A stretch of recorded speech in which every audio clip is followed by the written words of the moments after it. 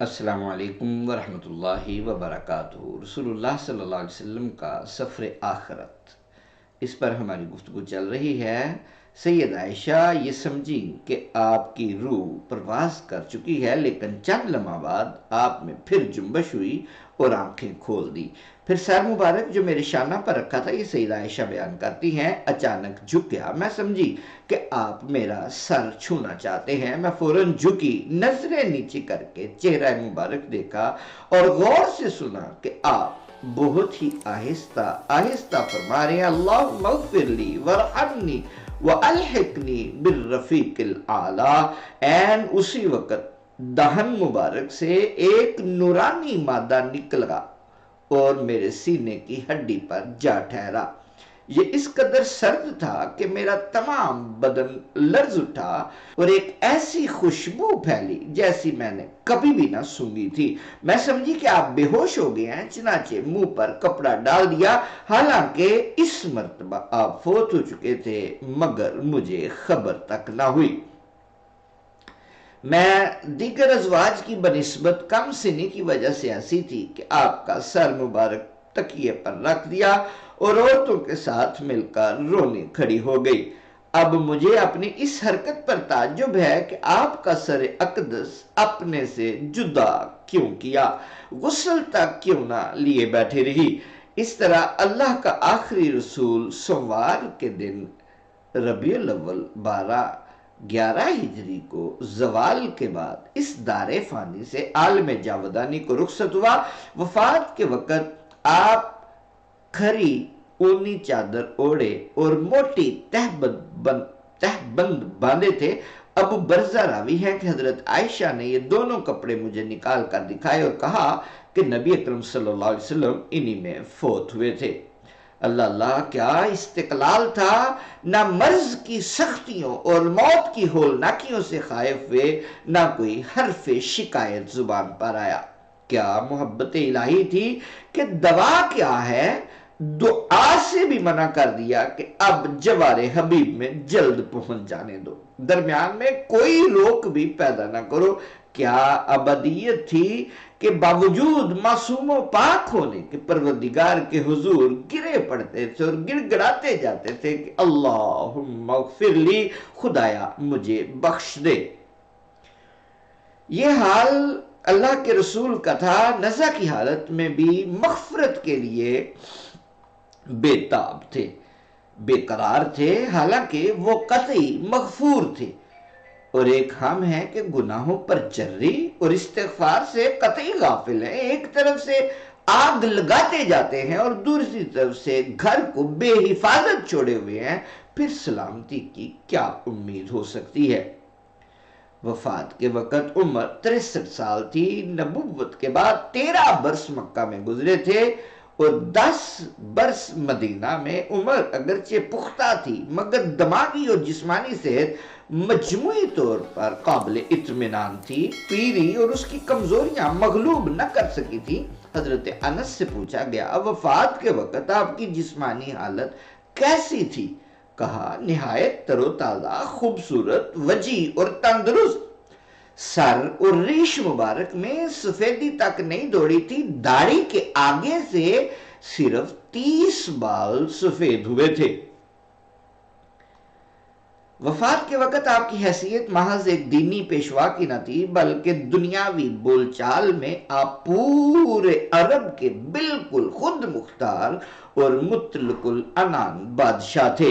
یمن، حجاز، حضرموت، نجد، Asir, تہامہ، Muscat, Oman, Qatif وغیرہ تمام علاقوں پر سر بلند علم محمدی بے روک ٹوک لہرا رہا تھا۔ تم خیال کرتے ہوگے کہ اس شہنشاہ عرب نے مرتے وقت ضرور ایک بہت خزانہ چھوڑا ہوگا، خدم و حشم ہوں گے، اونٹ گھوڑے ہوں گے، توشاخانے ہوں گے، جواہرات سے بھرے صندوق ہوں گے، سونے چاندی سے لبریز تہ خانے ہوں گے۔ مگر نہیں، وہاں اس طرح کی کوئی چیز بھی نہ تھی۔ اس کے شاہی خزانے میں نہ کوئی دینار تھا نہ درم، اس کے استبل میں نہ کوئی اونٹ تھا نہ بکری نہ گھوڑا، اس کے پیش خدمتوں میں نہ کوئی غلام تھا نہ کنیز۔ اس اللہ والے سلطان کے پاس کوئی چیز بھی موجود نہ تھی، صرف سواری کا ایک خچر تھا، چند آہنی ہتھیار تھے جس میں کچھ تلواریں نیزے اور زیریں شامل تھی، اور ان میں بھی ایک زرہ چند سیر جو کہ عوض ایک یہودی کے پاس گروی پڑی تھی۔ یہ قرض اس بادشاہ نے اپنے گھر والوں کی شکم پوری کے لیے لیا تھا۔ سبحان اللہ۔ یہاں دو اہم مسئلے ہیں اور ان میں ہمیں اسوہ نبی صلی اللہ علیہ وسلم کو دیکھنا ہے۔ چند بیگھا زمین بھی تھی، ہاں چند بیگھا زمین بھی تھی، مگر نہ تو زندگی میں اس نے کبھی اسے اپنا سمجھا اور نہ مرتے وقت اپنے ورثاء میں تقسیم ہونے کے لیے چھوڑ گیا۔ زندگی میں بھی وہ مسلمانوں کے لیے وقف تھی اور مرتے وقت بھی اسے مسافروں پر صدقہ کر گیا۔ یہی نہیں بلکہ اپنے وارثوں کو یہ اعلان کر کے صاف لفظوں میں وراثت سے خارج کر گیا کہ جس گروہ سے ہم ہیں، یعنی انبیاء کے گروہ سے، اس کے ہاں وراثت نہیں ہوتی۔ آپ پچھلی میری گفتگو میں سن چکے ہیں کہ چند دینار جو اتفاقیہ گھر میں رہ گئے تھے، انہیں کس نفرت کی نگاہ سے دیکھا اور ان کی موجودگی سے پریشان ہو گئے تھے۔ آپ کی زندگی اور مرض الموت کے یہ واقعات صاف بتا رہے ہیں کہ اللہ کے اس آخری پیغمبر اور سب سے زیادہ کامل ہدایت لانے والے رسول نے موجودہ دنیا کے دو سب سے زیادہ پیچیدہ مسئلوں، سرمایہ داری اور غیر منقولہ جائیداد کی شخصی ملکیت و وراثت میں کیا اسوہ و نمونہ چھوڑا ہے۔ بلا شبہ اس نے ان میں سے کوئی چیز حرام نہیں ٹھہرائی، کیونکہ عقل انسانی ابھی تک عہد طفولیت میں تھی، لیکن اپنی ساری عمر اسرت و فلاقت میں گزار کر اور اپنی برائے نام ملکیت غیر موروثی قرار دے کر در حقیقت اس نے ان دونوں محتم بشان مسئلوں، سرمایہ داری اور شخصی ملکیت کے حل کے لیے بہترین روشنی دنیا کے سامنے پیش کر دی ہے۔ اس بارے میں تقریباً وہی طریقہ اختیار کیا جو غلامی کی قدیم رسم کے ابطال میں برتا تھا کہ وقتی مسلطوں کی بنا پر نفس غلامی کو ممنوع تو نہیں قرار دیا، لیکن اسے ایسی پابندیوں سے جکڑ دیا کہ کم سے کم بلکہ آہستہ آہستہ یہ ختم ہی ہو جائے۔ امیر المومنین حضرت علی رضی اللہ عنہ نے آپ کی وفات کے بعد اپنا دستور بنا لیا تھا کہ ہر سال یوم النحر کے دن منا میں منادی کراتے تھے، جس کسی کا رسول اللہ صلی اللہ علیہ وسلم کے ذمہ کوئی وعدہ ہو یا قرضہ ہو میرے پاس آئے۔ چنانچہ جو کوئی بھی آ جاتا تھا، سچا ہو یا جھوٹا، اس کا مطالبہ ضرور پورا کر دیتے تھے۔ آپ کے بعد حضرت حسن اور ان کے بعد حضرت حسین کا بھی یہی دستور رہا۔ ان کی شہادت کے بعد یہ سلسلہ بند ہو گیا۔ رسول اللہ صلی اللہ علیہ وسلم اپنے الرفیق الاعلیٰ سے مل چکے ہیں۔ آپ کا انتقال کوئی معمولی واقعہ نہ تھا، یہ ایک ایسی ہستی کا فراق تھا جو خدا کا آخری پیغمبر، حبیب، برگزیدہ اور سب سے افضل انسان تھا۔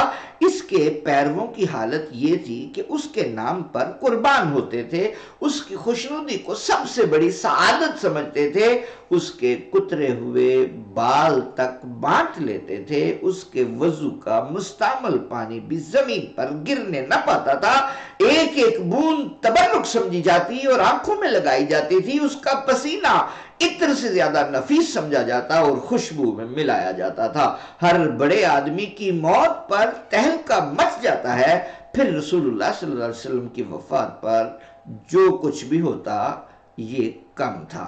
اگرچہ اس برگزیدہ انسان نے اپنے دوران مرض برابر اس ہونے والے حادثہ سے لوگوں کو آگاہ کیا، مگر فرط جوش و محبت میں دل اس کا تصور بھی کرنا نہیں چاہتے تھے۔ یہی وجہ ہے کہ جب وہ پیش آیا تو صحابہ کرام میں ایک سخت دماغی انتشار اور عدم توازن پیدا ہو گیا۔ ام المومنین حضرت عائشہ صدیقہ رضی اللہ تعالیٰ عنہ کی زبانی آپ سن چکے ہیں کہ وہ اپنی کم سنی کی وجہ سے پوری طرح سمجھ نہ سکیں کہ طائر روح پرواز کر چکا ہے، لہذا وہ دوسری عورتوں کے ساتھ رونے کھڑی ہو گئی۔